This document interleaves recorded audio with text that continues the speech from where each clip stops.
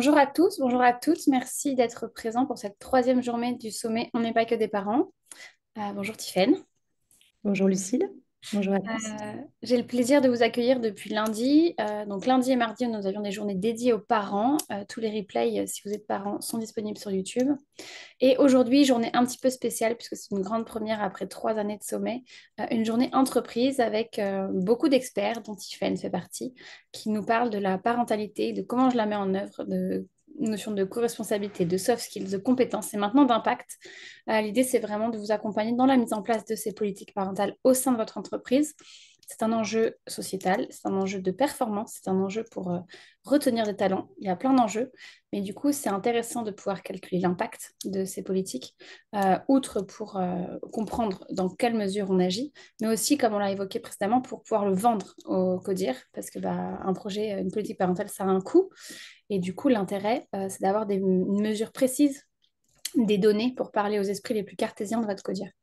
C'est en ça que Tiffen va nous apporter son contenu aujourd'hui. Je vais la laisser se présenter et n'hésitez pas au fil de l'eau à poser vos questions directement dans la barre en dessous de nos têtes. Vous avez une fonction question-réponse, une fonction question-réponse qui est anonyme pour vous, donc n'hésitez pas, vous pouvez nous confier tout ce que vous voulez, ça ne s'affiche pas aux yeux du public, c'est nous qui lisons vos questions avec Tiffen. Soit je les prendrai et je les poserai directement à Tiffen, soit on y répondra à la fin quand ça n'a plus de lien avec le moment où Tiffany est en train de parler. Je te laisse te présenter.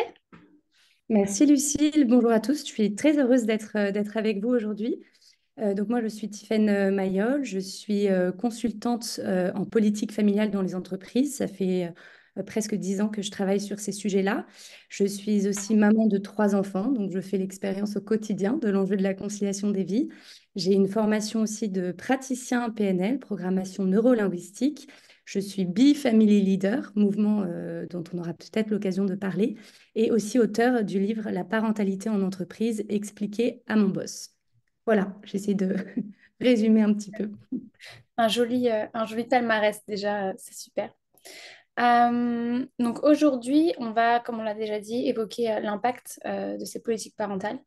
Et la première question que je voulais te poser, c'est quels sont les exemples de bonnes pratiques euh, pour mesurer le ROI des actions mises en place dans l'entreprise? Parce que, comme on disait au préalable, hein, c'est trop bien d'organiser et de mettre en place des choses, mais ça serait bien que ce ne soit pas juste du one-shot ou en tout cas juste des temps forts, mais qu'il y ait vraiment une vraie conscience de, OK, on fait quelque chose, mais on mesure et on continue dans un cercle vertueux.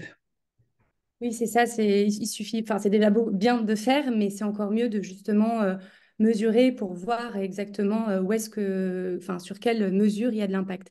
Donc, juste, j'aimerais repréciser quand on va parler au cours de la journée ou de là précisément ce temps ensemble, quand on parle de politique familiale, je vais parler aussi bien des mesures mises en place, donc les services comme les crèches d'entreprise, on connaît, tout ce qui concerne la politique des congés et l'accompagnement qu'on peut avoir en amont ou post-congé, les mesures très variées de flexibilité au travail, le soutien financier, enfin vraiment ça englobe toutes les mesures. Et ça prend aussi en compte, quand je parle de politique familiale, toutes les bonnes pratiques. Donc, par exemple, la communication qu'il peut y avoir aussi au sein de l'entreprise sur ces sujets-là, les formations mises à disposition pour les managers ou les dirigeants. Bref, ça englobe tout ça. Et c'est important de bien l'avoir en tête au préalable pour se dire que dans la mesure d'impact, c'est toute cette politique familiale, c'est l'impact de toute cette politique familiale que l'on va essayer d'analyser. Et donc, forcément, quand on met en place des mesures ou des bonnes pratiques, comme le disait Lucille, ça a un coût qui est plus ou moins important en fonction des mesures que vous allez mettre en place.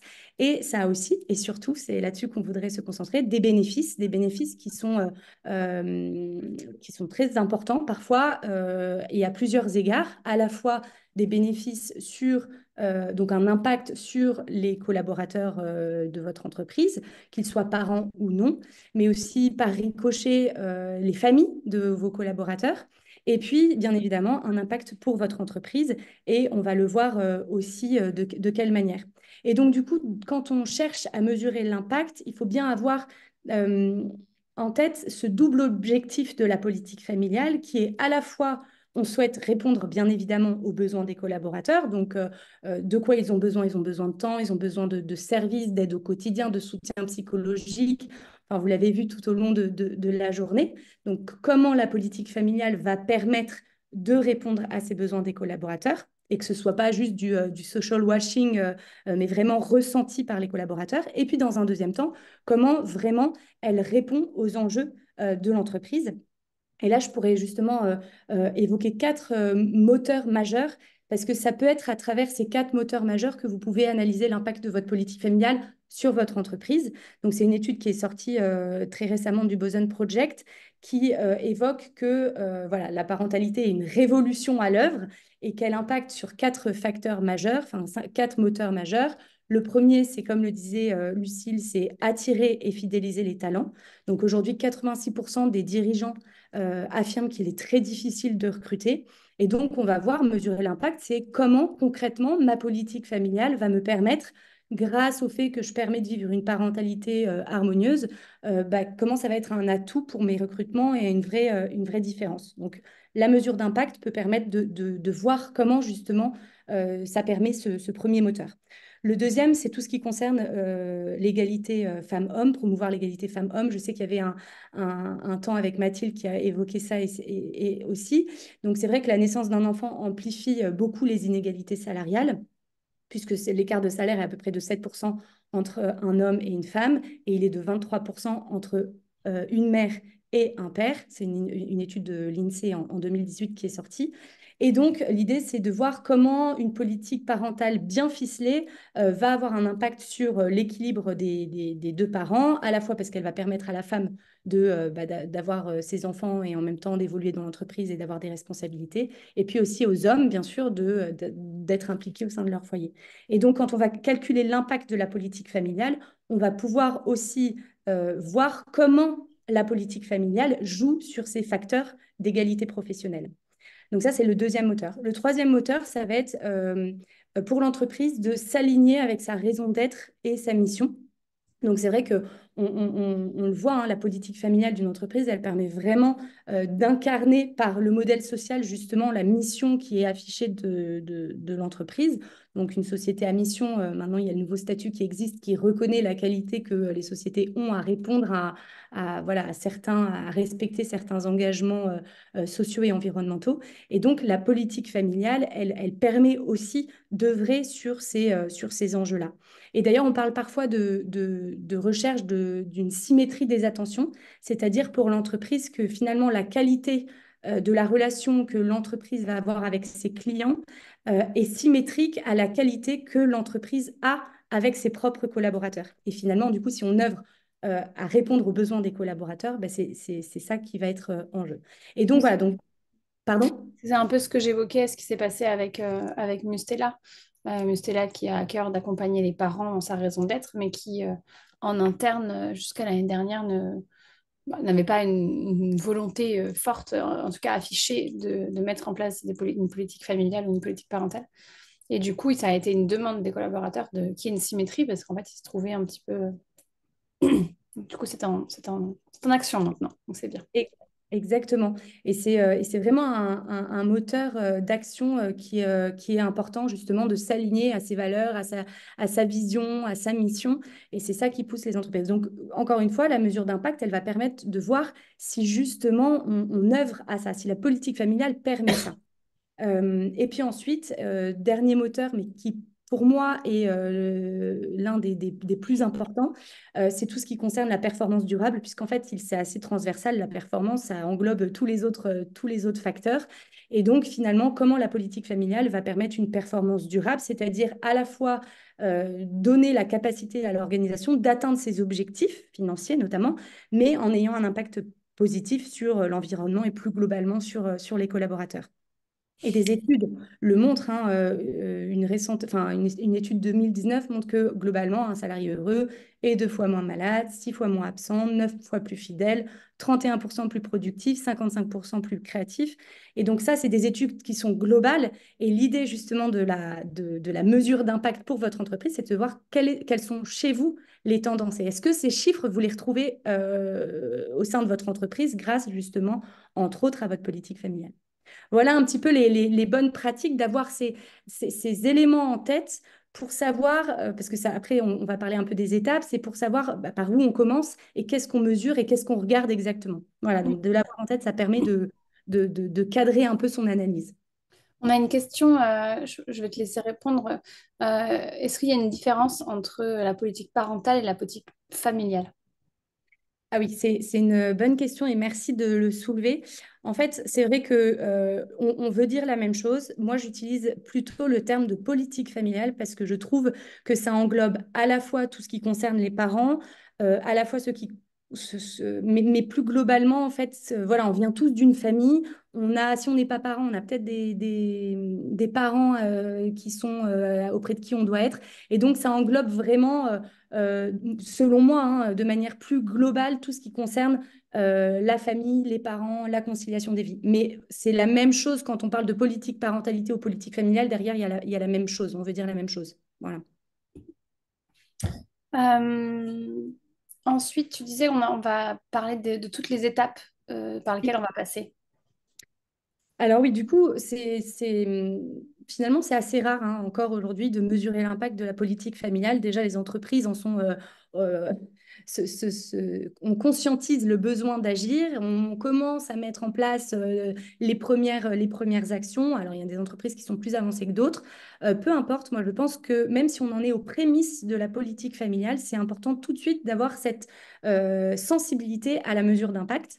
Et donc, on va voir ensemble comment on peut mesurer l'impact de la politique familiale dans votre entreprise et quelles sont un petit peu les différentes étapes. Donc, encore une fois, un prérequis, c'est de se dire, on agit, enfin, on va mesurer l'impact à l'échelle des collaborateurs et à l'échelle de l'entreprise. Et quand on mesure l'impact, on va pas seulement voir finalement la valeur que crée la politique familiale, par exemple, est-ce que ça a un impact sur la productivité, mais on va aussi voir quels sont les coûts que l'on évite grâce à la politique familiale. Par exemple, on sait que le coût d'un remplacement d'un salarié correspond à environ 35% de son salaire annuel. Donc, si la politique familiale permet bah, voilà, de réduire le turnover, et ben, peut-être que c'est un coût évité pour l'entreprise. Et ça doit être pris en compte dans la mesure d'impact. On sait aussi, par exemple, que un problème de garde d'enfant génère 4 heures d'inefficacité. Bon, bah, ça représente un coût. Et donc, voilà, on prend dans la mesure d'impact à la fois les coûts que l'on évite et à la fois la valeur créée voilà, sur la politique familiale. Ça fait écho. Hier, on avait, je l'ai dit plusieurs fois, désolée, mais c'est tellement frais dans mon esprit que c'est très récent. Il y a tellement de liens avec aujourd'hui. J'étais avec Fatou Ndiaye, celle qui a fondé la fresque de l'équité, et on essayait de répondre aux objections des entreprises qui, bah, quand on essaye de la vendre en entreprise pour des team building, des onboarding, etc., bah, forcément, avaient certaines objections. Et une des objections, c'était oui, mais en fait, qu'est-ce qu'on y gagne à faire cette fresque au sein de notre équipe ou au sein de notre codir? Et bon, on peut rentrer dans une argumentation très très longue de bah, ça va permettre ça, ça, ça. Mais on peut aussi poser cette question qui vient faire beaucoup de sens par rapport à ce que tu viens de dire. C'est savez-vous ce que vous avez perdu? Mm. De ne pas œuvrer pour la justice sociale et pour l'égalité femmes-hommes. Et ça, c'est un prisme on a beaucoup moins en entreprise et même nous. Voilà. Qu'est-ce qu'on a perdu en fait et qu'est-ce qu'on perd chaque jour au fait que les femmes soient moins bien payées, au fait qu'il y ait des remarques sexistes, au fait qu'il y en ait qui s'en aillent. Enfin, bref, il y a mille et une choses qu'on pourrait calculer. Donc, hyper intéressant et c'est intéressant d'avoir cette prise de recul par rapport à une politique, pas voir que ce qu'on gagne, mais voir ce qu'on ne perd pas. Exactement. Et c'est essentiel parce que c'est aussi quand on mettra, quand on conscientisera ça, que ça permettra justement, on parlait de comment on peut convaincre ceux qui ne sont pas encore convaincus dans notre entreprise. Mais ça, c'est des indicateurs qui vont permettre par les chiffres, ça va parler en fait. Donc, c'est aussi des éléments importants à avoir en tête parce que c'est ça qui permet de convaincre ceux qui sont voilà, qui soit ne savent pas, soit qui sont encore un peu sceptiques sur l'impact, justement. Voilà, donc ça, c'est important de l'avoir en tête. Et puis ensuite, donc la première étape, ça va être le cadrage. À quel objectif exactement je cherche, enfin, quels sont mes objectifs et à quoi je veux répondre. Donc, comme on disait, au niveau des collaborateurs et au niveau de l'entreprise, par exemple, ça peut être pour vous de se dire, bah, sur les 4 moteurs que j'ai évoqués, égalité professionnelle, attraction des talents, quels sont pour moi les plus focaliser ma mesure d'impact là-dessus.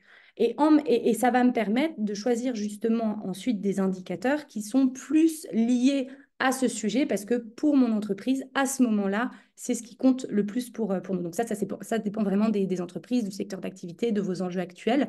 Et donc, je vous invite vraiment à élucider à quel objectif prioritaire, pourquoi vous le faites et à quels enjeux vous souhaitez répondre. Une fois que vous avez bien ça en tête, vous allez effectivement du coup déterminer vos indicateurs et les KPIs que vous allez utiliser pour mesurer l'impact. Et c'est important justement de les lier à vos objectifs. C'est-à-dire que il y a beaucoup d'indicateurs qui existent, c'est pas la peine de tous les analyser. L'objectif, c'est de choisir et d'analyser seulement ceux qui sont liés à vos objectifs. Et donc, dans les indicateurs, il y a à la fois les deux niveaux, c'est les indicateurs qui vont garantir l'adéquation entre les propositions que vous faites et les besoins de vos collaborateurs, c'est-à-dire est-ce que les mesures, les bonnes pratiques mises en place répondent vraiment aux besoins des collaborateurs. Donc, parmi les KPIs qui peuvent être utilisés, ça va être par exemple le taux d'utilisation de vos services liés à votre politique familiale, le taux de prise de congé lié à la parentalité, le taux globalement de satisfaction des collaborateurs vis-à-vis des services, le nombre de demandes, par exemple, si vous mettez en place des crèches, le nombre de demandes traitées et celles qui sont encore en attente, le score global de satisfaction des collaborateurs. Bref, il y a énormément d'indicateurs que vous pouvez mettre en place pour vraiment mesurer est-ce que, telle ou telle mesure correspond vraiment aux besoins et est-ce que nos salariés sont contents de ça. Donc ça, c'est la première étape. Et la première échelle d'indicateurs et la deuxième échelle d'indicateurs, c'est notamment ceux qui répondent aux enjeux plus spécifiques de l'entreprise. Donc, on peut reprendre les quatre que je vous ai décrits, c'est-à-dire attirer et fidéliser les talents. On peut se dire, bah, finalement, l'indicateur que je peux choisir, ça va être le taux de turnover des parents. Par exemple, ce matin, on l'évoquait, hein, ce chiffre de 80% des salariés sont prêts à changer d'entreprise pour bénéficier de plus de services liés voilà, au soutien familial. Donc, concrètement, est-ce que la politique familiale joue sur le turnover des parents? Ça peut se mesurer. Sur le taux de démission après, par exemple, des congés parentaux. On peut prendre comme indicateur le taux d'absentéisme aussi des parents, le taux d'engagement global des collaborateurs, le taux aussi de représentation des mères et des pères aux différents niveaux hiérarchiques. Donc voilà, donc ça va permettre, c'est des indicateurs qui sont plutôt liés à attirer et fidéliser les talents si c'est votre objectif numéro un. Si par exemple votre objectif c'est plutôt tout ce qui concerne l'égalité professionnelle, là on peut se dire quels indicateurs vont permettre à la fois de comparer la situation des mères et des pères dans l'entreprise et comment la politique familiale joue sur ces indicateurs, mais aussi la comparaison femmes-mères, hommes-pères. Parce que voilà, les indicateurs, après vous ferez parler vos indicateurs, mais globalement on peut se dire qu'on regarde les écarts de salaire entre les mères et les pères, le taux de promotion enregistré chez les mères et les pères, le taux d'arrêt de travail précoce pour les femmes enceintes. Donc, vous prenez, pareil, des taux qui vous paraissent être les plus représentatifs de l'enjeu en question. Si, par exemple, vous êtes plutôt sur le fait de vouloir aligner votre politique à votre raison d'être, à votre mission d'entreprise, là, ça va plutôt être des indicateurs sur le taux de bien-être ressenti par vos collaborateurs, le taux de burn-out, est-ce que la politique influe sur ça, le taux de motivation globale ou d'énergie, le taux de stress aussi ressenti. C'est vrai que, comme je disais tout à l'heure, on peut voir ce que la politique apporte, mais aussi ce qu'elle enlève. Et si la politique familiale permet de réduire le stress, sachez qu'il y a une étude américaine qui montrait l'impact du stress lié à la vie professionnelle au sein des familles. Et donc, en gros, cette étude montrait que le stress, un parent qui est stressé au travail, forcément, quand il rentre chez lui, il est aussi stressé et ça va avoir un impact sur sa progéniture, notamment sur sa manière d'éduquer, parce qu'on n'éduque pas de la même manière quand on est stressé que quand on est plutôt détendu et serein, mais aussi sur le développement de l'enfant, et notamment avant 6 ans. Et donc, c'est important de se dire, bah, finalement, si j'arrive, grâce à ma politique familiale, à réduire ce stress, mon enjeu sociétal, par exemple, de bien-être, va avoir un impact sur mes collaborateurs, mais aussi potentiellement par ricochet sur la famille. Donc ça, c'est des exemples d'indicateurs. Il y en a beaucoup d'autres. Ce ne sont que des exemples. Mais en tout cas, c'est important d'en avoir conscience parce que Bah, parce que ça répond vraiment à vos enjeux. Et puis enfin de la performance durable. Donc là, on peut vraiment trouver voilà, par exemple, le taux de satisfaction global de vos clients. Est-ce qu'il change avec le changement de votre politique familiale, le taux de satisfaction, bien sûr, de vos collaborateurs, votre chiffre d'affaires, est-ce qu'il augmente ou pas avec des mesures plus ou moins favorables aux familles. Et donc ça, c'est vraiment voilà, des exemples d'indicateurs qui vont vous permettre de mesurer tout ça. Donc c'est la deuxième étape. On avait la première, c'était bien connaître ses objectifs. La deuxième, c'est connaître les indicateurs enfin choisir ces indicateurs qui sont liés à ces objectifs. Et la troisième, ça va être de récolter la donnée, puisque bah, bien évidemment, il faut pouvoir alimenter. Et là, il y a deux manières de faire. Souvent, finalement, c'est de la donnée que vous avez déjà, mais que vous n'exploitez pas forcément dans le cadre de votre politique familiale. Donc là, je vous conseille de vraiment aller regarder toute la donnée que vous récoltez déjà, plutôt que d'essayer d'en collecter d'autres. Déjà, prenez ces données-là et parmi ces données, lesquelles peuvent être justement des indicateurs pour pour la mesure d'impact. Donc, ça peut être à travers vos sondages collaborateurs, à travers des enquêtes internes que vous faites déjà. Si vous êtes dans des processus de labellisation type Great Place to Work, il y a aussi pas mal de choses qui peuvent relever, enfin, que vous pouvez relever dans ce cadre-là. Et donc, c'est de voir voilà, quelles sont les données que vous pouvez réutiliser. Il y a la donnée, donc l'étude plutôt quantitative, mais il ne faut pas oublier, parce que quand on parle d'impact social, c'est parfois difficile de mettre des chiffres derrière, donc d'ajouter aussi toute l'étude qualitative que vous pouvez avoir à travers voilà, les témoignages de vos collaborateurs, voilà, les différents sondages. Voilà. Donc, mêler l'étude quantitative et la compléter par du qualitatif aussi. Donc ça, c'est la troisième étape. Et l'idée, c'est justement d'avoir une méthode comparative, c'est-à-dire avant la mise en place ou à l'instant T, on prend tous les indicateurs et on voit voilà, où on en est, et puis on fait le bilan au bout de 1 an, 2 ans, enfin, ou à des rythmes qui sont propres à ce que vous souhaitez, pour voir comment justement la politique familiale influe dans le temps, parce que bien évidemment, il faut aussi du temps long pour que les choses puissent se faire, et donc c'est important de laisser le temps au temps aussi, mais en tout cas d'avoir en tête cette mesure va permettre au fur et à mesure justement de sa mise en place de voir et d'ajuster. Et puis la quatrième étape, c'est justement à partir de tout ça, comment on calcule le ROI, donc Return on Investment, parce qu'il faut voir bien sûr la politique familiale non pas comme un coût, mais comme un investissement, et donc quel est le retour sur investissement.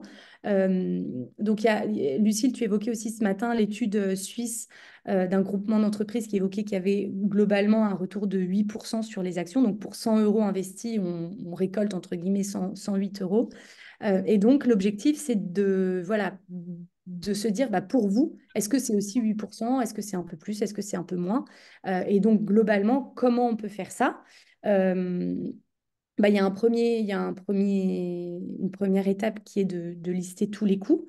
Donc concrètement, lister tous les coûts de votre politique familiale et c'est très large. C'est aussi bien les salaires versés de ceux qui s'occupent de ces sujets-là ou une quote-part des salaires, le coût de votre politique de congé, les dépenses liées à tous les services mis en place, le coût lié aussi à la communication. Enfin bon, bref, vous prenez tous les coûts, vous listez tout ce que vous faites et vous listez les coûts associés. Et puis en parallèle, vous listez tous les bénéfices. Donc justement, à travers ces indicateurs, vous pourrez mesurer les bénéfices, donc de rétention par exemple des employés, le taux de productivité qui augmente, la satisfaction, etc. Et le ROI se calcule quand vous faites les bénéfices moins les coûts, divisé par les coûts total, et puis vous aurez votre retour sur investissement. C'est un peu technique, mais bon, vous pourrez trouver les méthodes de calcul du retour sur investissement. Vous n'êtes pas obligé forcément d'aller jusqu'au bout du retour sur investissement, ne serait-ce que l'exercice de se dire enfin, quels sont les objectifs à travers ma politique familiale, quels sont les indicateurs qui peuvent m'aider à mesurer cet impact. Déjà, ça vous fera avancer. Et derrière, ça vous permettra justement d'avoir une politique familiale efficace, puisque l'objectif, c'est en fonction des résultats, d'ajuster les mesures proposées pour qu'elles puissent au mieux correspondre à la fois aux besoins de vos collaborateurs et à la fois aux besoins et aux enjeux de votre entreprise. Voilà, L'idée, j'ai c'est été vraiment un de peu... créer un cercle vertueux, que tout s'alimente pour construire demain encore un petit peu mieux, en fait. Exactement, l'idée c'est vraiment de se dire c'est gagnant-gagnant, tout le monde a à y gagner, ça c'est une conviction profonde et les entreprises qui sont déjà avancées sur le sujet commencent à communiquer sur ces indicateurs, il y a de plus en plus d'études aussi qui le montrent, donc globalement vous prenez pas trop de risques à vous lancer sur ce sujet-là et à mettre des actions en place, mais ce qui est important c'est de voir pour votre entreprise particulièrement qu'est-ce qui fonctionne le plus, qu'est-ce qui a le plus d'impact, qu'est-ce qui répond le mieux aux besoins de vos collaborateurs et c'est ça finalement qui est intéressant dans cet exercice-là. Super intéressant, merci beaucoup, Tiffaine. Euh, on avait parlé aussi lors de la préparation des enjeux, après on y a un peu répondu en trame de fond de tout ça. Est-ce que tu veux redire un mot sur quels sont les enjeux? Moi, un que je vois, c'est pouvoir défendre le sujet en comité de direction. On en a beaucoup parlé aujourd'hui, mais c'est voilà, dans un univers où chaque sou compte dans les entreprises. Du coup, intéressant de dire on va mettre ça en place, mais ça va répondre à tel objectif et on va calculer l'impact avec tel et tel critère. Ça amène le sujet un peu différemment de juste on veut faire une semaine de la parentalité pour, si je caricature, faire plaisir aux parents et que ce soit un peu juste des paillettes sur les yeux. L'idée, c'est vraiment de construire ça comme un vrai sujet de fond. Est-ce que toi, tu as d'autres enjeux, même si ouais, on en a beaucoup parlé, mais à partager? Oui, effectivement, je pense que ça donne du poids à la démarche. C'est-à-dire, on ne se dit pas seulement, ah, je sais que dans telle entreprise, ils font ça, on va faire pareil. C'est vraiment de reprendre la base des besoins des collaborateurs et de l'entreprise pour se dire, OK, sur cette base-là, on décide de faire telle ou telle chose, telle action, telle mesure, on va communiquer de cette manière-là. Et ne vous inquiétez pas, certes, ça va demander un petit investissement, mais on va aller jusqu'à mesurer le retour sur investissement pour être sûr on va dans le bon sens. Et ça, je pense que c'est une démarche qui rassure parce que bah, ça montre que c'est maîtrisé, qu'on ne fait pas les choses parce que voilà, c'est la tendance sans savoir vraiment pourquoi on agit. Et surtout, euh, je pense qu'il faut avancer par petit pas, et plus le premier pas aura de l'impact, plus ça poussera à faire le deuxième pas, etc., etc. Donc c'est le fameux cercle vertueux que tu évoquais, et ça, je pense que ça rassure beaucoup les dirigeants ou les personnes qui sont un peu plus réticentes ou sceptiques. Et parfois, on se dit, moi, ce que j'aime bien dans la mesure d'impact, c'est que parfois, une entreprise peut décorréler vraiment le sujet de la politique familiale avec ses enjeux. Je veux dire, je pense si on interroge, j'ai pas fait l'exercice, mais si on interroge les dirigeants sur est-ce que, selon vous, la politique familiale de votre entreprise peut jouer sur votre performance globale, donc financière, humaine, je pense que intuitivement, les gens diront, je vois pas trop comment. Et donc, c'est pour ça que c'est intéressant d'avoir cette conscience-là pour que derrière, on puisse avoir les arguments et les données pour convaincre, en fait. Et après, les chiffres parlent d'eux-mêmes. Donc, ça aide beaucoup dans l'argumentaire. Oui, ça aide, ça va vraiment aider à convaincre et comme disait Tiffen, à mettre un pied devant l'autre pour avancer. Voilà. Super, on est dans le timing. Si jamais vous avez d'autres questions, n'hésitez pas à les poser dans le chat ci-dessous. Et je ne sais pas si tu avais quelque chose à rajouter pendant que les gens potentiellement tapent des petites questions dans le formulaire.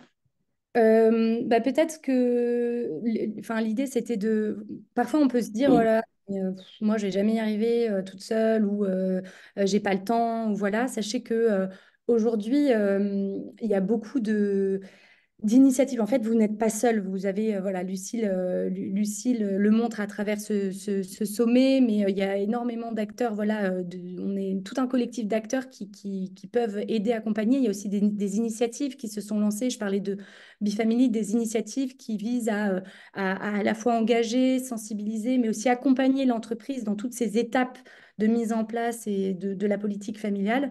Donc, n'hésitez pas à vous entourer voilà, pour pouvoir le faire de la manière la plus efficace et aussi la moins coûteuse en temps et en énergie pour vous.